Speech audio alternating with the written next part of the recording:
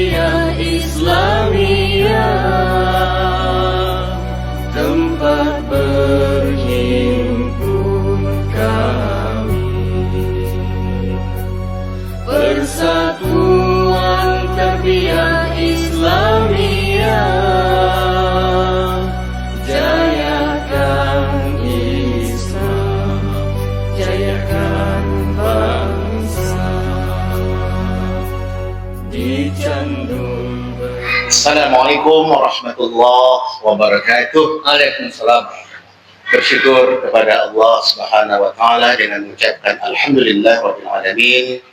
Berselawat kepada baginda Rasulullah sallallahu alaihi wasallam dengan mengucapkan Allahumma shalli ala sayyidina Muhammad wa ala ali sayyidina Muhammad. Pemirsa Pertirio TV yang dirahmati Allah Subhanahu wa taala. Alhamdulillah pada hari ini kita bisa berjumpa kembali dengan Tuan Guru kita yang mulia Abuya Haji Alaidin Haidarus Al-Ghani yang hadir bersama kita. Assalamualaikum Buya. Waalaikumsalam warahmatullahi wabarakatuh. Apa kabar Buya? Sehat Buya? Alhamdulillah. Mudah-mudahan Buya sehat selalu Buya ya. Pemirsa yang dirahmati Allah Subhanahu wa taala. Pada hari ini kita ingin berbincang-bincang dengan Abuya kita bersempena dengan pondok pesantren yang beliau pimpin. Jadi saya sedikit memberitahu kepada pemirsa sekalian, Abuya Alaidin ini merupakan pimpinan pondok pesantren Darussalam di Kabun, Rokan-Hulu, dan beliau juga sebagai mursyid suluk kita, juga tempatnya sama di pondok pesantren Darussalam Kabul. Pada hari ini kita ingin mengetahui perjalanan pondok pesantren ini, kemudian bagaimana Buya juga sebagai cucu dan anak pendiri dari pondok Darussalam ini, kita ingin mendengarkan bagaimana perjalanan pondok ini sehingga sekarang menjadi pondok pesantren yang tertua, termasuk yang tertua di Riau dan yang terbesar juga di Riau, yang sampai saat sekarang masih istiqomah di dalam mengajarkan turas atau kitab-kitab kuning kepada para santrinya. Dan kita ketahui alumni dari pondok pesantren ini sudah banyak mengisi pos-pos yang penting, apakah itu di legislatif, apakah itu sebagai dosen atau guru, bahkan banyak yang mendirikan pondok-pondok pesantren. Luar biasa Abuya kita ini di dalam membina para santrinya. Yang pertama Buya, kami ingin dulu mengetahui bagaimana perjalanan pondok pesantren ini dari awal. Karena menurut informasi, pondok ini berawal di Batu Besore Buya ya, awalnya. Silakan Buya untuk kira menyampaikan informasi itu. Silakan. Terima kasih Pak Jamal. Assalamualaikum warahmatullahi wabarakatuh. Waalaikumsalam warahmatullahi wabarakatuh. TV Perti yang pemirsa yang berbahagia, masih kepada Pak Jamal telah memberikan waktu bagi kami untuk mengutarakan dan menyampaikan sekilas tentang Pondok Pesantren Darussalam. Pondok Pesantren Darussalam yang dulunya namanya STI, Sekolah Tarbiyah Islamiyah, didirikan pertama kali oleh Buya Syekh Haidarus Al-Ghani di Dusun Poto Tengah, Desa Batu Bersurat pada tanggal 9 Juli 1956. 56. Wow. Beliau Syekh Abdul Ghani Haidarus adalah putra dari Syekh Abdul Ghani.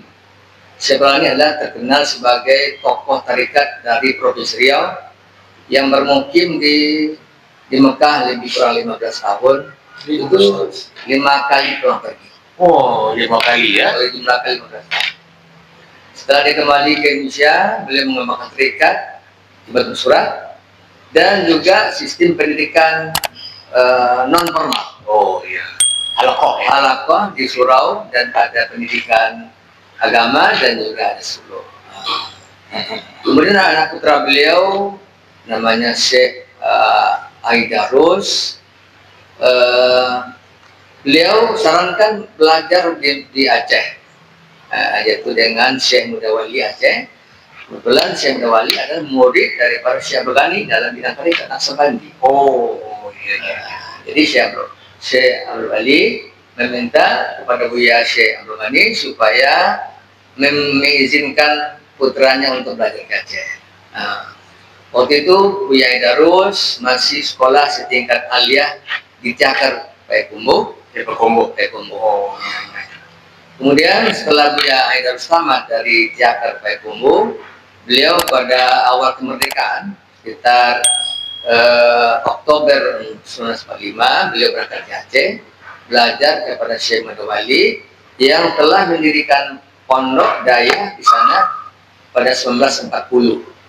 Oh, jadi Buya Mudawali mendirikan pondok tahun 1940 sebelum kemerdekaan. Sebelum kemerdekaan. Baik.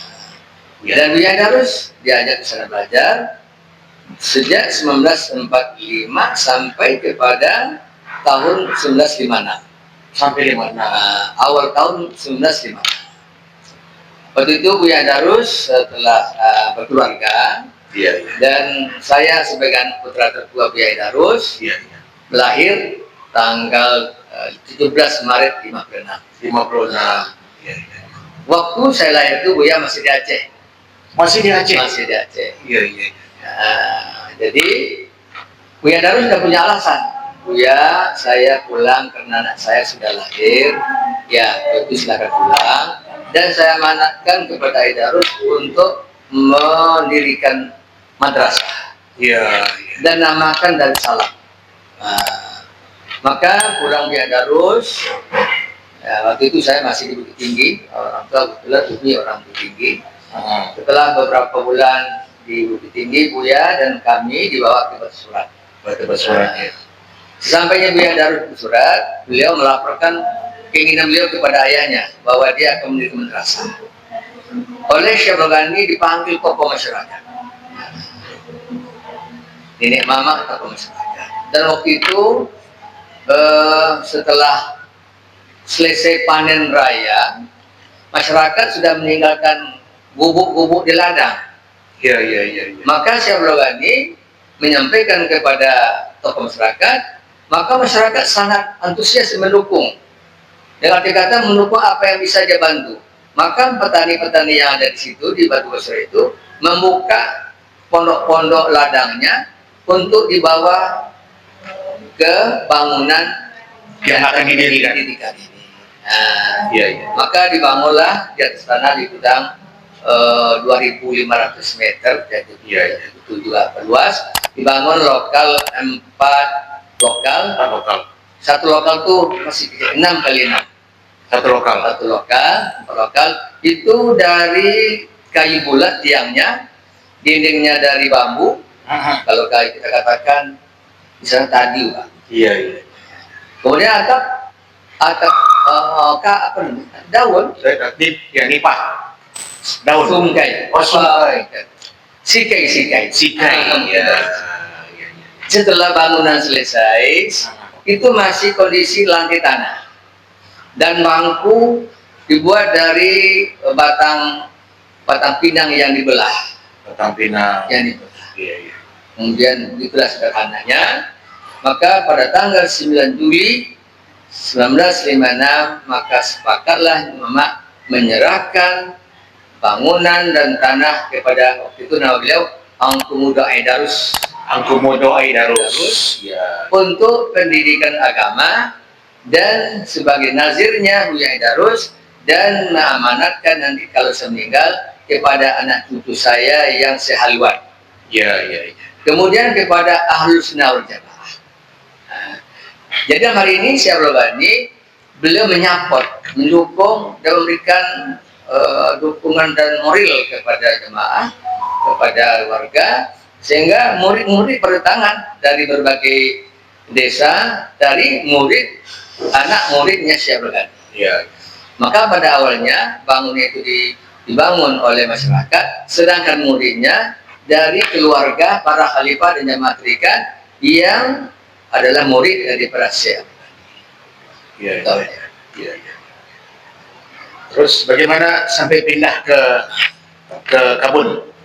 Berarti perjalanan sejak 9 Juli 56. Waktu itu selama 2 tahun masih di tempat lama, tapi karena di situ sering banjir, Iya. maka Syekh Abdul Ghani menyarankan Buya Darus supaya memindahkan sekolahnya dari tempat pertama ke tempat yang kedua di seberang sungai, namanya Kelurahan Batu Bersurat. Kelurahan Batu Bersurat. Di atas lahan sekitar 9.000 meter. Itu tepatnya 15 Januari 1958. Sejak itu bernamalah MTI, Madrasah Tarbiyah Islamiyah. Madrasah Islamiyah. Sampai terusnya, dan saya pun di situ belajar. Saya masuk pesantren tahun 69, tamat tahun 77. Iya. Saya sebagai anak pertama membantu Buya Darus dalam memanage dan pondok Darussalam yang pada itu ya katakanlah masih dalam awal-awalnya. Iya. Itulah sementara. Pindah ke Kabul, gimana ceritanya? Itu kan masih dalam tahap-tahap awal Pak ya. Iya, iya. Tahun 58, tahun 60 ada peristiwa Buya difitnah, sehingga murid menyebar, dan ada fitnah waktu itu. Buya dianggap membawa berita bohong tentang hari kiamat. Oh. Padahal waktu itu yang membawa berita itu bukan Buya, tapi guru yang ada di pondok. Maka Buya dilibatkan. Iya, iya. Karena dia pimpinan pondok. Ya mungkin waktu itu ya katakanlah suasana politik pun juga mulai panas itu. Iya. Jadi tahun 65 mulai bangkit lagi. Sampai seterusnya sudah berkembang. Dan saya sebagai pribadi tahun 82 belajar ke Mesir. Ya. Dan sejak saya belajar ke Mesir, Pak, saya artinya katakan utusan pertama lah Darussalam ke Mesir ini, teman-teman. Iya. Karena ada murid Darussalam yang ke Mesir, meledak muridnya, Pak. Iya. Artinya timbul kepercayaan umat Darussalam ini mampu untuk ke Mesir. Maka mulailah naik pesantren sampai Buya wafat tahun 89. Sedikit sejarah, tahun 86 saya pulang kena libur dan membawa proposal pengajuan ijazah Darussalam bisa diterima di Al-Azhar. Alhamdulillah saya bawa Buya ke Jakarta mengurus berkas untuk ditandatangani di Departemen Agama, Kehakiman Luar Negeri dan tentang Mesir. Berkas itu saya bawa ke Mesir. Alhamdulillah 87 Darussalam diterima sebagai peserta mahasiswa masuk tanpa dites. Alhamdulillah. Buya yang pertama kali di Mesirnya. Saya pertama memang jalan beliku dulu. Saya masuk ke Madrasah Sanawiyahnya dulu. Karena ijazahnya belum standar ya, belum muadalah. Tahun 87 ijazah Darussalam diakui sama dengan Gontor di Jakarta. Dan pada tahun itu juga kita dapat beasiswa dari Menteri Agama Mesir 2 orang setiap tahun. 2 orang. Dan yang mendapat pertamanya Haji Alwi. Kemudian Haji Nixon. Pak Razi. Kemudian Talibul Hadi, Abidjan Effendi. Kemudian Saifuddin Zuliar. Dapat beasiswa. Jadi alumni Darussalam sejak 87 mendapat beasiswa 2 orang setiap tahun dan sekaligus dapat langsung belajar di Al-Azhar. Dan alhamdulillah mereka dapat itu dengan baik. Alhamdulillah. Baik. Kenapa? Karena pelajaran yang kita pelajari di pondok itu adalah buku-bukunya banyak digarap oleh orang Mesir. Ya, Macam Ibrahim bin Dasuki itu orang Mesir. Mesir. Dan Jalalain dari Asyuti orang Mesir. Mesir. Ya. Jadi memang buku-buku atau kitab yang terjadi di pondok itu umumnya keterangan dari Mesir. Mesir. Ya. Maka sebetulnya pas betul itu kalau kita sudah memulai pendidikan sistem dengan buku turas yang kita ajar di pondok itu memang lanjutannya ke Mesir. Nyambung ya. Baik. Jadi sementara itu. Jadi yang pindah tadi itu tabung dulu ya. Betul Pak, masih ada panjang prosesnya. Iya, iya. Sehingga 86 waktu setelah itu Buya memberikan wasiat di hadapan guru, keluarga dan jamaah bahwa sebagai mursyid dan pimpinan tarekat setelah saya meninggal adalah Haji Alaidi. Oh, Pada tahun 86 dan sampaikannya langsung. Jadi saya mungkin beliau sudah merasa ada tanda-tanda ya. Panggilan. Iya. Maka beliau pidato di hadapan keluarga dan jemaah dan guru pengurus bahwa jabatan saya hari ini sebagai pimpinan pondok mursyid tarekat adalah nanti diteruskan oleh ahli. Itu amanah. Dan kemudian saya kembali ke Mesir. Ya. Dan memang pada tahun 89 kami sebetulnya mau pulang bersama dan Buya waktu itu telah merencanakan ke Mesir untuk berziarah ke Mesir dan pulang sama-sama dari Mesir ke Indonesia. Iya. Saya waktu itu mau pulang itu bulan November. Ya, November. Buya meninggal sebelumnya. Oh, sebelum dia meninggal Buya dulu. Ya, oke. Dan memang waktu itu bulan Agustus itu sudah sudah selesai berhaji. Iya. Berhaji. Dan kawan-kawan baru kembali dari Mekah untuk kasih berhaji. Kemudian Pak, setelah dia meninggal, saya pulang ke rumah meneruskan amanah almarhum. Maka sejak 89 sampai 95 itu udah mulai ada proses rencana pemindahan dari Batu Surat ke Kampung. Tepatnya 93 itu sudah ada pembicaraan dengan Pemda, dengan masyarakat bahwa kita akan pindah ke Kabun. Maka dimulailah pembangunan di Kabun 94 dan ceritanya gini. Daerah Batu Surat dan 10 desa sekitar itu akan tergenang oleh proyek listrik tenaga air. Akan ditenggelamkan. Disebut dengan proyek PLTA Kota Panjang. Yang menenggelamkan 10 desa. Dan 5.500 kakak. Dan termasuk desa Batu Surat. Termasuk pondok kita. Dan satu-satunya pondok yang korban atau dipindahkan itu adalah Darussalam. Maka Buya Darus sebetulnya jauh sebelum pemindahan ini beliau sudah berusaha untuk menyiapkan lahan. Oh, Saya ingat tahun 84 dia pergi haji, saya ketemu haji waktu itu di Mekah. Buya ada bilang, Alaidin, insya Allah nanti di Batu Surat akan ada proyek LTA, kita berangkat pindah. Coba Pak, 10 tahun lalu, 10 tahun sebelum PLTA. sudah tahu deh. Sudah diberitahu pemerintah, tapi beliau sangat mungkin pemerintah sekedar informasi, tapi beliau sudah berbuat gitu. Iya. Apa yang dilakukan? Kembali Buya dari haji, Buya hubungi desa-desa Imanamudinya, di mana ada tanah yang bisa kalian sediakan untuk pesantren pindah ke PLTA. Iya. Maka dapatlah tanah di desa Kabun oleh orang Kabun, desa Kabun sangat gembira dan antusias menerima, sehingga mereka katakan, Buya kalau Buya mau pindah ke Kabun, ambillah tanah ini tanpa dibeli. Berapa Buya mau? Kenapa itu? Karena itu daerah Kabun itu memang luas ya. dan setiap orang beladang sudah beladang 3 tahun Pak. Iya. Belum ada sawit. Jadi tanahnya yang habiskan tanah sawit. Iya. Jadi kata Buya cukup kami beli 32 hektar. Kalaupun kalian berwakaf, tapi wakaf harganya saja. Tapi kalau akta kita jual beli. Sebab kadang-kadang ini Pak, kampung kita wakaf ini dianggap bisa dibalik-balikan kembali. Iya. Jadi Buya mau niatkan Dibeli beli adalah tidak ada pengaturan.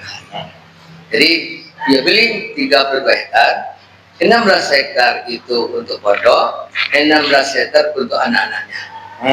Jadi 16 hektar ini katakanlah dari Umat, Iya. tapi Buya beli lagi 16 hektar untuk Anak-anaknya. Sebab kami 8 orang.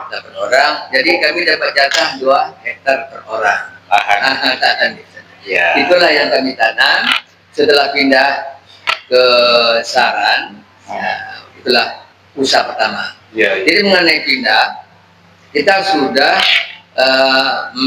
merancang pindah itu, dan pada masa Gubernur Surito, Pak, sekitar tanggal 31 Juni, Surito sepakat untuk memulai pembangunan di Desa Kabun tahun 94. Juni 94. Kami sudah mulai bangun, baru bisa ditempati itu tanggal 16 Maret 95. Mulai kejar Pak, kejar dalam tempo berapa bulan? Sekitar 6-7 bulan ya. Iya. Jadi pindah ke Saran, sebelum genangan PTA, kita pindah dulu. Itu tanggal 16 Maret 95.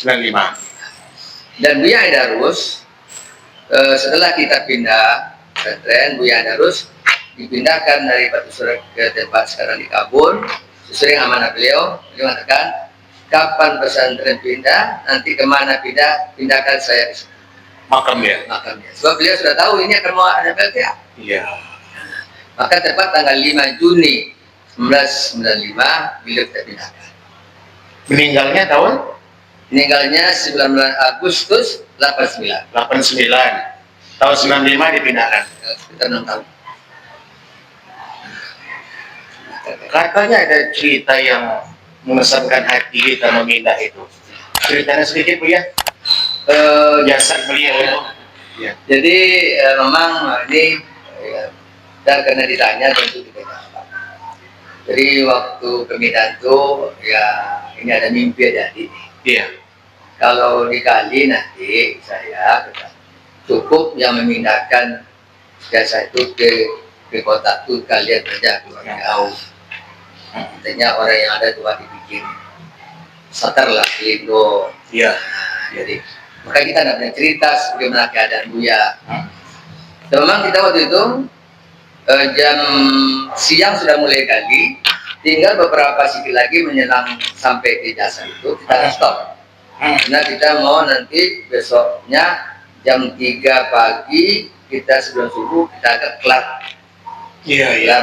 Dari jasa beliau dari makam ke kota. Masuk ke kota. Jadi kita bawa kapal-kapal seperti biasa, dapat nanti Persera, atau mungkin kapalnya sudah rapuh. Ternyata kami lihat Pak kapalnya masih utuh. Kapalnya masih utuh. Seperti kain putih kena dengan lumpur kuning-kuning. Padahal sudah berapa tahun itu? 6 tahun. 6 tahun. Ya Allah. Dan kami angkat beliau itu, beli mengangkatnya. Masih berat. Masih berat. Subhanallah. Isinya masih utuh. Masih utuh. Ya Allah. Jadi karena waktu meninggal beliau saya tak ikut mengumpulkan, tapi di saat beliau pindah saya ikut. Iya. Itulah kami sepak kota, kemudian terpuji, ya ada orang tua Umi ingin melihat jasa beliau, kami tidak kabulkan sebab malamlah ibu Iya. tidak bisa. Iya. Sudah selesai kita pindahkan ke kampung. Alhamdulillah segera dapat waktu itu lancar, dan memang Bapak dari pintu gerbang pesantren itu tidak bisa masuk, tembus mobil. Ya. Keranda itu di atas manusia. Kayak kita bawa mayat di haram, di luar sa'i itu turun mobil, itu yang ngangkatnya kan sambung-sambung itu, lari. Begitulah ramainya murid beliau dan jemaah dan masyarakat hadir.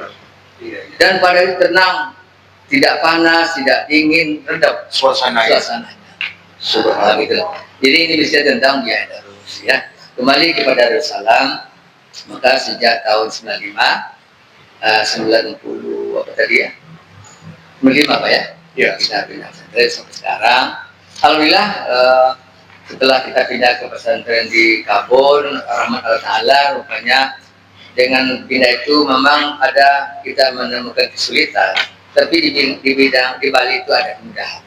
Kita dapat membangun kebun di atas lokasi yang lebih luas, dan akhirnya lokasi pesantren sekarang ini yang awalnya oleh Buya Darus 32 16 untuk pesantren, ya. saya dapat nambah 20 hektar lagi, Tambah 20 lagi.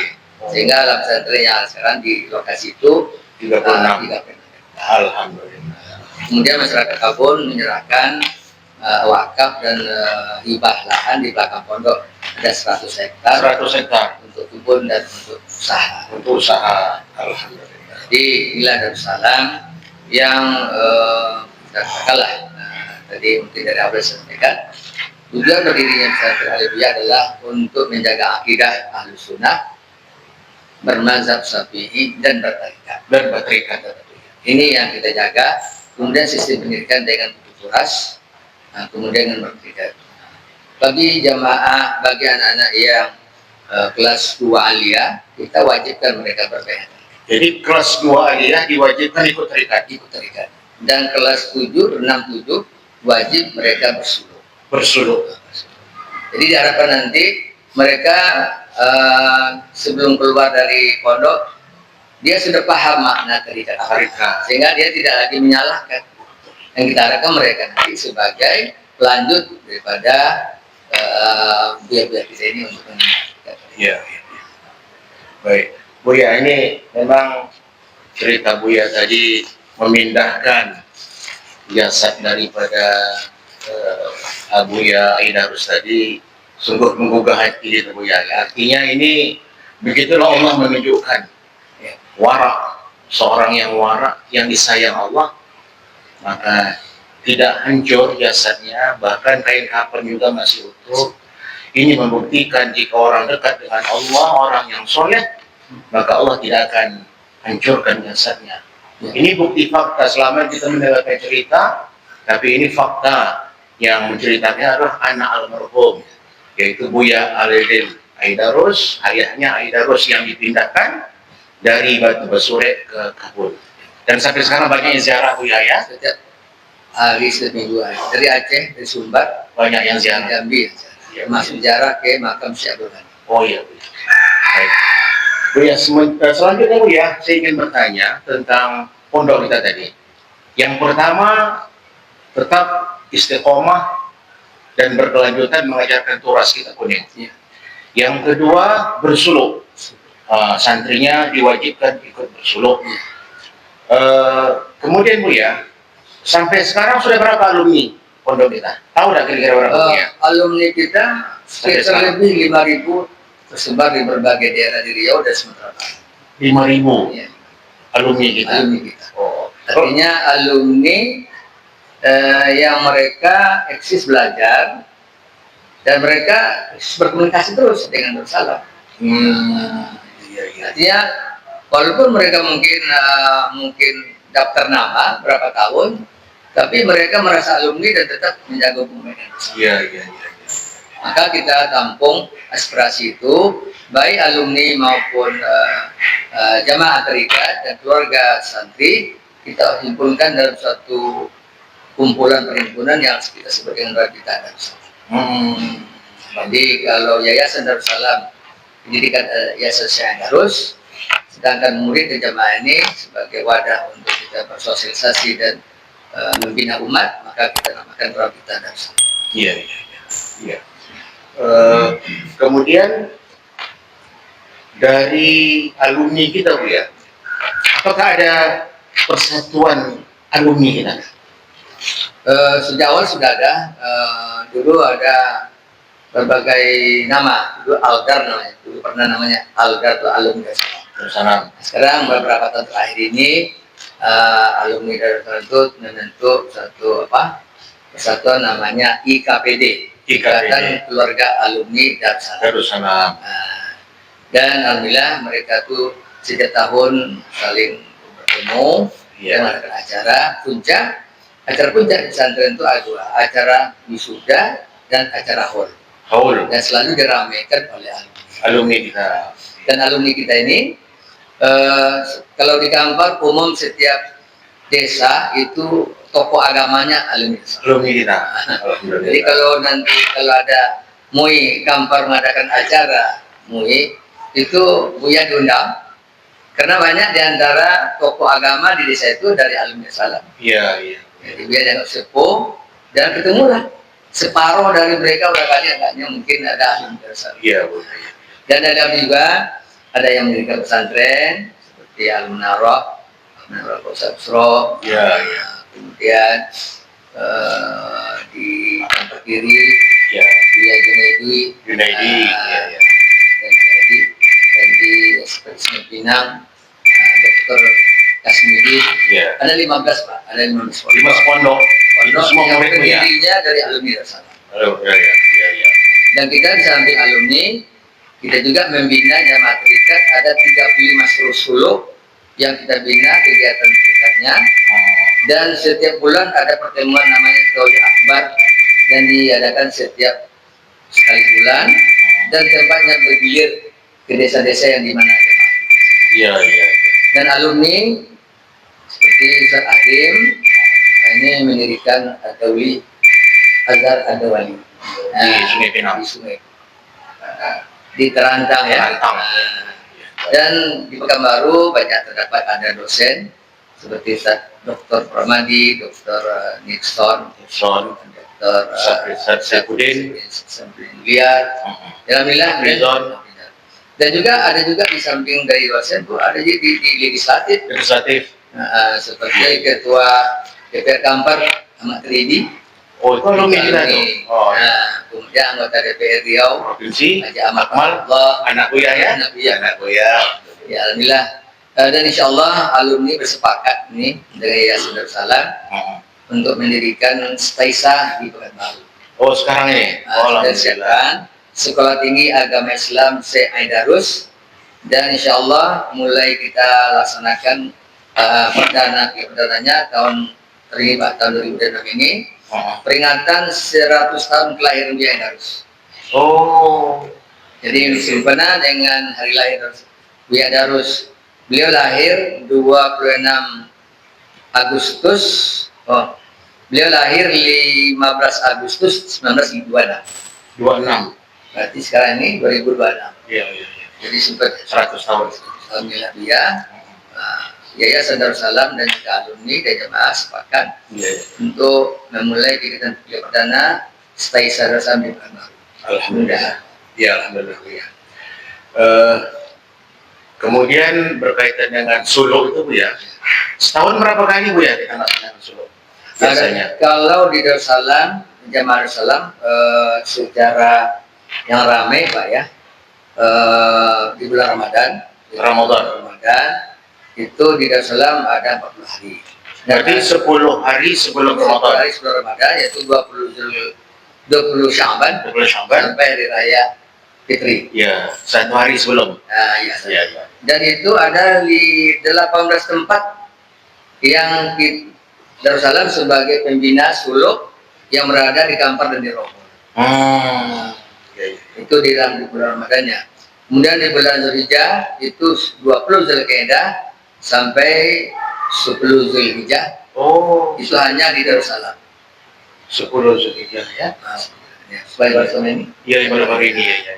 Kemudian 1 Rabiul Awal sampai 10 Rabiul Awal itu surau kita dirikan di 13 kota Kampar di Desa Meratakus.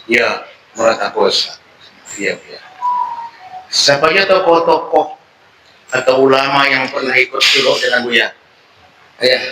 Jadi di Riau ini di antara lain yang musik yang beliau tunjuk sebagai penerus tarikat yaitu Buya Haji Jamarir di Kuntuli Kuntuli Petahin.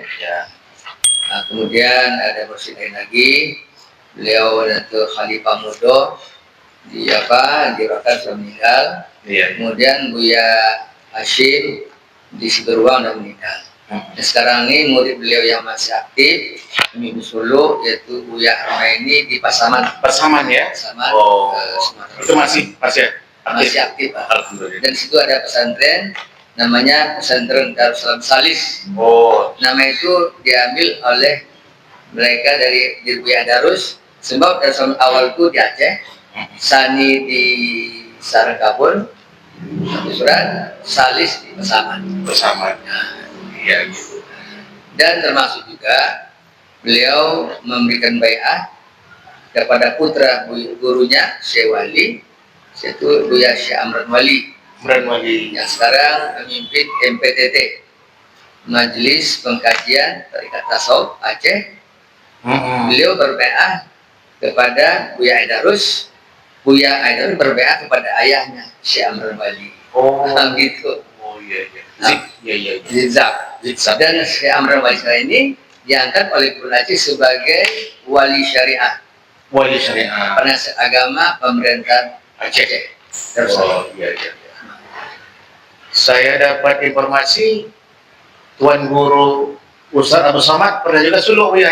Alhamdulillah beliau Pernah ya?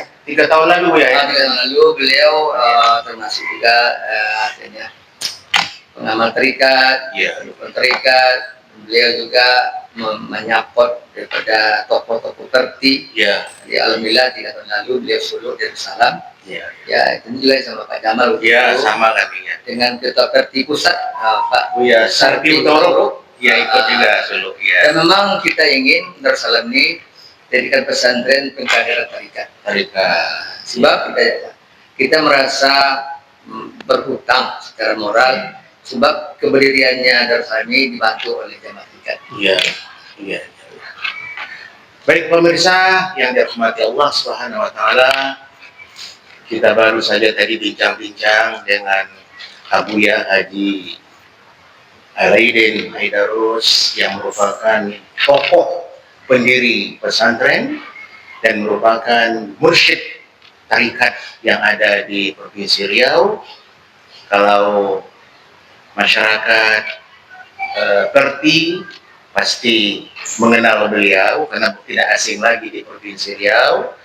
Dan bagi para jemaah sekalian, kalau ada anak-anaknya ingin memasuki pondok pesantren Darussalam yang ingin menjadi ulama yang menguasai kitab kuning dan bertarikat, silakan datang dan serahkan anak-anak kita di pondok pesantren Darussalam Kabul. Terima kasih Buya, semoga Buya sehat selalu. Amin. Dan semoga pondok pesantren Darussalam semakin berjaya Buya, menciptakan kader-kader para ulama kita dan kader-kader bangsa kita. Terima kasih. Wabillahi taufiq wal hidayah. Wassalamualaikum warahmatullahi wabarakatuh. Waalaikumsalam.